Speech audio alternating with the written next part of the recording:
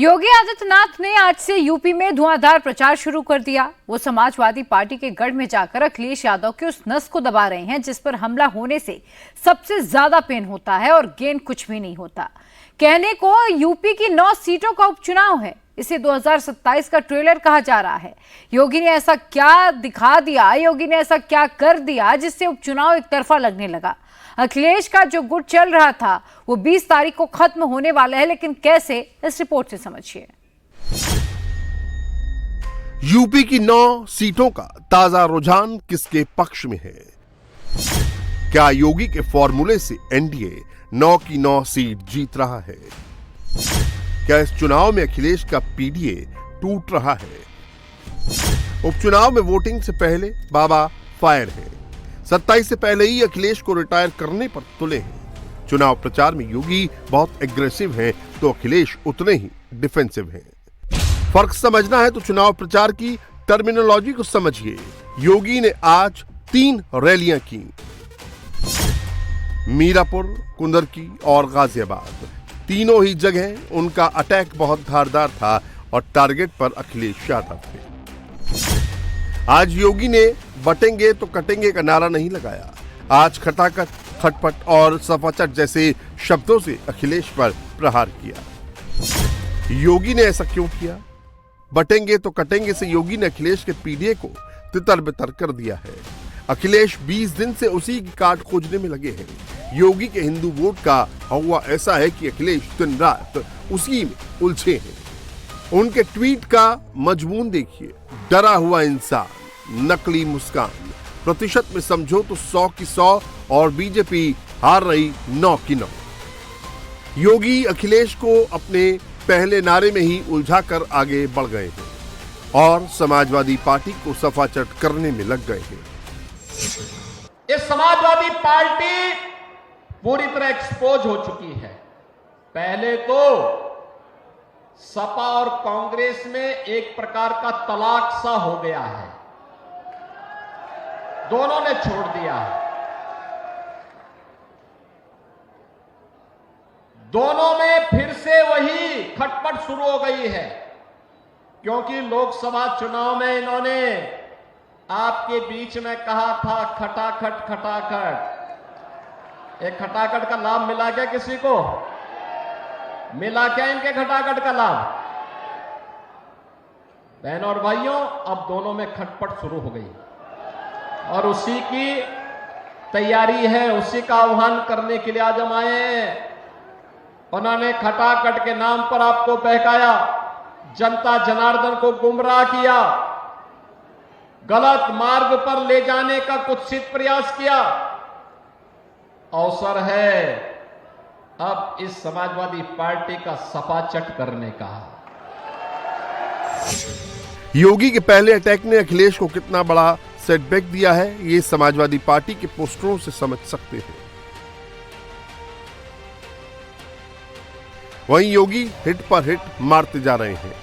प्रचार में ही 100% की स्ट्राइक रेट से खेल रहे हैं। अखिलेश को बाबा की गुगली समझ नहीं आ रही है। बाबा ने मीरापुर में बाउंसर मारा, नया नारा दिया, जहां दिखे सपाई वहां बिटिया घबराई। साथ में कन्नौज, अयोध्या के सपाई ब्रांड पर प्रहार किया। बाबा का नया नारा अखिलेश और समाजवादी पार्टी के पीडीए को तहस नहस कर सकता है। महिला सुरक्षा अखिलेश यादव के शासन की सबसे कमजोर कड़ी रही है, जबकि योगी के शासन की सबसे बड़ी ताकत है। नए नारे से सपा की उसी कमजोर नस पर नस्ता चुबो दिया है। नए नारे से बाबा ने आधी आबादी को जोड़ लिया है। 7.5 साल में योगी ने कैराना मॉडल ध्वस्त कर दिया है। यूपी का उपचुनाव योगी इन्हीं मुद्दों पर ले आए हैं। अखिलेश के पास इन मुद्दों के जवाब नहीं है। 12 से 17 के बीच में एक नारा चलता था और वह नारा होता था, जिस गाड़ी पर सपा का झंडा समझो बैठा है कोई। और बहनों और भाइयों, आज मैं कह सकता हूं कि जहां दिखे सपाई वहां बिटिया घबराई। आपने देखा होगा उनके कारनामों को। अयोध्या में नजारा आपने देखा होगा, कन्नौज में देखा होगा। ये नया ब्रांड है समाजवादी पार्टी का, ये नया ब्रांड है इनका। इनको लोग लाज नहीं, ये आस्था के साथ खिलवाड़ करने वाले लोग हैं, बेटी और बहन की सुरक्षा में सेंध लगाने वाले लोग हैं। पिछले 7.5 वर्ष के अंदर भारतीय जनता पार्टी और एनडीए की सरकार प्रदेश में है। आपने देखा होगा, बेटी और बहन की सुरक्षा के साथ कोई खिलवाड़ नहीं कर सकता। उसे मालूम है बेटी और बहन की इज्जत के साथ खिलवाड़ करेंगे तो इसके दुष्परिणाम क्या होने जा रहे हैं। उसे मालूम है कि बेटी और बहन की इज्जत के साथ खिलवाड़ करने की कीमत किस रूप में उसे चुकानी पड़ेगी। उसे मालूम है कि दंगों की कीमत किस रूप में उसे चुकानी पड़ेगी। अब तो दंगा नहीं हो रहा पश्चिमी उत्तर प्रदेश में, अब तो कैराना में पलायन भी नहीं हो रहा है। पश्चिमी यूपी के मुजफ्फरनगर जिले की मीरापुर सीट पर आरएलडी की कैंडिडेट मिथिलेश पाल का मुकाबला समाजवादी पार्टी की सुंबुल राणा से है। सुंबुल राणा पूर्व सांसद कादिर राणा की बहू है। मीरापुर में मुस्लिम जाट और दलित वोटर जीत हार तय करते हैं। यहाँ कुल वोटर 3,25,000 हैं, मुस्लिम 1,30,000, दलित वोटर 50,000, जाट 35,000, पाल 20,000, सैनी 20,000, गुर्जर 18,000, बाकी जातियों के वोट करीब 50,000 हैं। योगी मीरापुर के चुनाव को अगर 80-20 पर ले आए तो एनडीए को जीतने से कोई नहीं रोक सकता। यहाँ योगी ही फैक्टर है, इसीलिए मुस्लिम एक साथ हैं और साइकिल पर मोहर लगाएगा। इसीलिए मीरापुर में योगी ने 2013 के मुजफ्फरनगर दंगों की याद दिलाई और समाजवादी पार्टी की कैंडिडेट की फैमिली का इतिहास भी बताया। याद करिए, ये वही समाजवादी पार्टी है और इनके प्रत्याशी मुजफ्फरनगर दंगे का सरगना भी तो है। बहनों और भाइयों, हथियारों का जखीरा बरामद हुआ था। और याद करिए, तब समाजवादी पार्टी की सरकार के मुखिया और आज के समाजवादी पार्टी के भी मुखिया उन दंगाइयों को अपने सरकारी आवास पे बुला करके सम्मानित कर रहे थे। यूपी में 9 सीटों पर उपचुनाव हो रहे हैं। मीरापुर, कुंदरकी, गाजियाबाद, करहल, सीसामऊ, खैर, मंझवा, कटेहरी और फूलपुर। पहले चुनाव 13 तारीख को होने थे, अब 20 तारीख को वोट डाले जाएंगे। अखिलेश ने तारीख बदलने पर योगी सरकार को जमकर कोसा था। उन्होंने यहां तक कह दिया था कि बीजेपी हार के डर से तारीखें बदलवा रही है। योगी ने अब इसका जवाब दिया है। चुनाव की तारीखें कार्तिक पूर्णिमा की वजह से बदलवाई गई हैं। कार्तिक पूर्णिमा पर पश्चिमी यूपी के लोग गढ़मुक्तेश्वर और सुर्खतीर्थ की यात्रा पर जाते हैं, वहीं रात्रि विश्राम करते हैं। हिंदू कार्तिक मेलों में चले जाते हैं। योगी और जयंत चौधरी ने मीरापुर में कहा कि समाजवादी पार्टी इसलिए तारीखें बदलने पर खफा है क्योंकि वो सोच रहे थे कि हिंदू गंगा मेले में चले जाएंगे और तुष्टीकरण करने वाले चुनाव जीत लेंगे। इसीलिए जब तारीखें बदली तो अखिलेश को सबसे ज्यादा मिर्ची लगी। चुनाव आयोग से हमने दरखास्त गुजारिश की थी। ये चुनाव 13 तारीख का था और चुनाव आयोग ने सभी तकनीकी पहलुओं पर विचार करते हुए हमारे दरखास्त को स्वीकारा और चुनाव को 20 तारीख तक किया। बहुत बड़ी संख्या और तादाद में गांव देहात के लोग, खासतौर से पूरे पश्चिमी उत्तर प्रदेश के लोग कार्तिक पूर्णिमा के इस महोत्सव में गंगा स्नान के लिए जाते हैं। सह परिवार जाते नहीं जाते।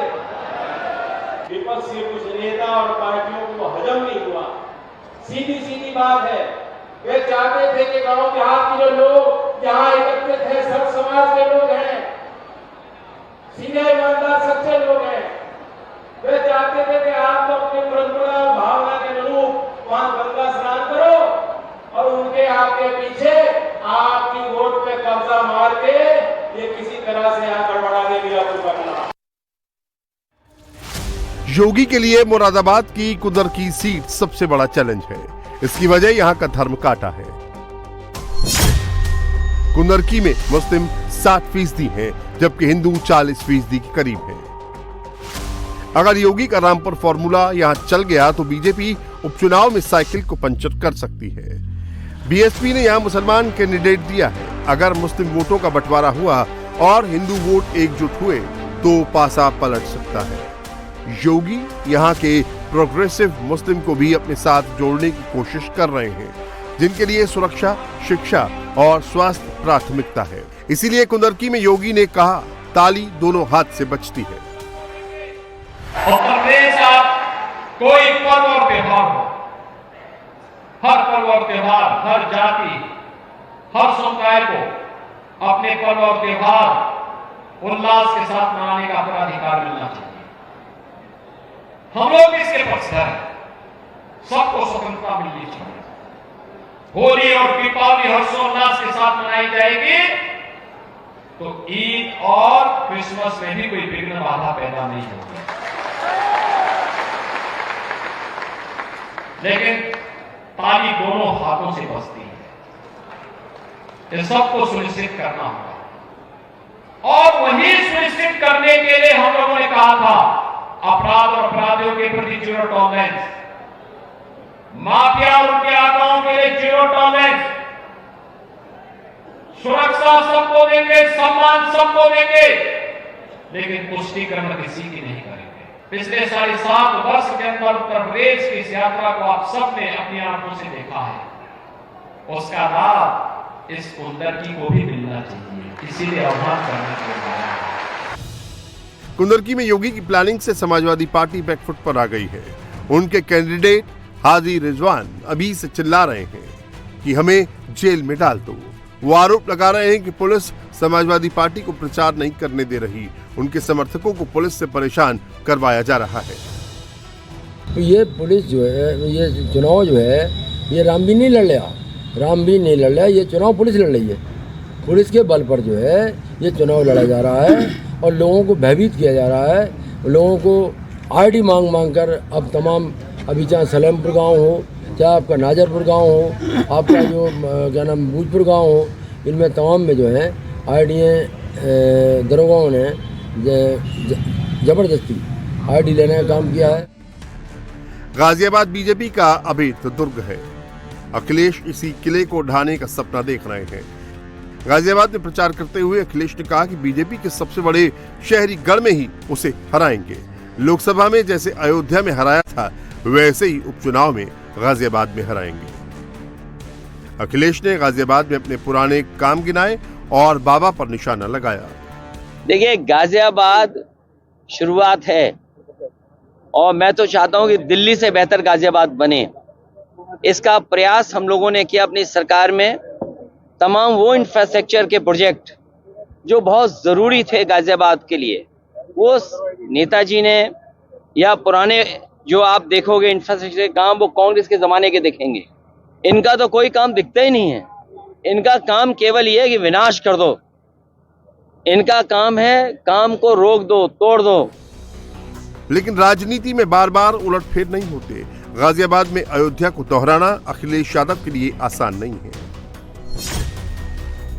गाजियाबाद में समाजवादी पार्टी सिर्फ एक बार 2004 में चुनाव जीती है। बीजेपी 6 बार चुनाव जीत चुकी है। योगी के मुख्यमंत्री बनने के बाद बीजेपी यहां एक भी चुनाव नहीं हारी है। जो पार्टी विकास विरोधी हो, युवा विरोधी हो, महिला विरोधी हो, व्यापारी विरोधी हो, जन आस्था का सम्मान न कर सकती हो, क्या उस पार्टी को चुनाव जीत करके जाना चाहिए? क्या जाना चाहिए? क्या गाजियाबाद वासियों में आप इसे पूछना चाहता हूं। तो फिर छाती ठोक करके कैसे ये लोग चोरी और सीना चोरी करने का प्रयास करते हैं? यही प्रश्न करने के लिए मैं आज आपके पास आया हूं, आपसे कहने के लिए। आज गाजियाबाद के पास क्या नहीं है? आपके पास सब कुछ है। स्मार्ट सिटी के रूप में भी आपके पास है, एयरपोर्ट भी आपके पास है। आज यहां पे सुरक्षा का माहौल है। आज यहां पे बहन और बेटी भी सुरक्षित है तो व्यापारी भी सुरक्षित है। आज कोई अपहरण नहीं कर सकता, बेटी और बहन की सुरक्षा में सेंध नहीं लगा सकता, किसी व्यापारी का अपहरण नहीं कर सकता और अपहरण के नाम पर कोई फिरौती वसूल नहीं कर सकता। अगर फिरौती वसूल करेगा तो ये मान करके चलिए कि वो यमराज का घर का दस्तक दे रहा है। योगी अगले 2 दिन यूपी में धुआंधार प्रचार करेंगे। जय श्री राम, जय श्री राम। शनिवार को अखिलेश के गढ़ करहल में हुंकार भरेंगे। इसके अलावा सीसामऊ, खैर में रैली करेंगे। रविवार को मंझवा, फूलपुर और कटेहरी में रैलियां करेंगे। योगी के आर्सेनल में बटेंगे तो कटेंगे के अलावा आतंकवाद और धारा 370 जैसे हथियार भी हैं, जिस पर समाजवादी पार्टी का वो मुंह बंद करा सकते हैं। आपने हाल ही में जम्मू कश्मीर विधानसभा के अंदर उस प्रस्ताव को देखा होगा जिसमें उन्होंने कहा है कि हम कश्मीर के अंदर धारा 370 को फिर से बहाल करेंगे। यानी आतंकवाद की जड़ जो धारा 370 है, जिसे 5 अगस्त 2019 को प्रधानमंत्री मोदी जी ने हमेशा के लिए समाप्त कर दिया है। कांग्रेस और समाजवादी पार्टी को अपनी स्थिति स्पष्ट करनी चाहिए कि जम्मू कश्मीर विधानसभा के इस प्रस्ताव पर वो बोले। क्यों उनका मुंह बंद है इस पर? ये फिलिस्तीन के नाम पर आंसू बहाने वाले लोग, पाकिस्तान के नाम पर आंसू बहाने वाले लोग जम्मू कश्मीर के मुद्दे पर मौन क्यों बने बैठे हैं? यूपी के दंगल में एक नया पोस्टर बहुत तेजी से वायरल हो रहा है। ये पोस्टर अंबेडकर नगर की कटेहरी विधानसभा का है, जिसमें बीजेपी कैंडिडेट धर्मराज निषाद है, जिसमें लिखा है, या तो इस बार जिता दे या ठठरी पर लिटा दे। चुनाव में हर दांव पेच आजमाया जा रहा है। हालांकि बीजेपी का कहना है कि यह साजिश है। उनके कैंडिडेट धर्मराज निषाद ने ऐसा कोई पोस्टर नहीं लगवाया है, जबकि समाजवादी पार्टी दावा कर रही है कि अखिलेश के पीडीए से डरे धर्मराज निषाद ने ही ये पोस्टर लगवाया है। मुझे भी कल एक अपने व्हाट्सएप पे मेरे किसी कार्यकर्ता ने एक होर्डिंग भेजा जिसपे लिखा था, या तो जिताए दिया या तो टिकटी पे लिटाए दिया, और उसमें धर्मराज जी की फोटो लगी थी, कमल के चुनाव चिन्ह बना हुआ था। तो मैंने, वैसे तो ये संभव नहीं था कि हमारे यहाँ से कोई होर्डिंग लगाता, लेकिन फिर भी मैंने इसकी पूरी तहकीकात की। मैंने प्रत्याशी से पूछा, प्रत्याशी के पुत्र से पूछा और अन्य लोगों से पूछा। पार्टी से तो ऐसा कुछ था नहीं, तो उन लोगों ने भी सिरे से इसको नकार दिया। तो निश्चित तौर से मूल्यों की राजनीति भारतीय जनता पार्टी करती है, मूल्यों की गिरावट की बात हम नहीं करते। लेकिन हमारे जो विपक्ष के लोग हैं, साजिश और इस तरीके के हथकंडे अपनाना, ये उनकी राजनीति का तरीका है।